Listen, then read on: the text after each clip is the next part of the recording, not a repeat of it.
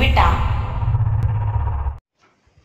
पुणे बालेवाडी येथे झालेल्या कबड्डी स्पर्धेत कुमारी सानिका रवींद्र सखाराम बुधावले हिने तृतीय क्रमांक पटकावल्याबद्दल MM ग्रुपचे संस्थापक अध्यक्ष मोहन नाना मदने यांनी सानिकाचा सत्कार केला। तसेच यावेळी MM ग्रुपचे कार्यकर्ते तसेच पदाधिकारी उपस्थित होते। किरण भगत, MM न्यूज, विटा।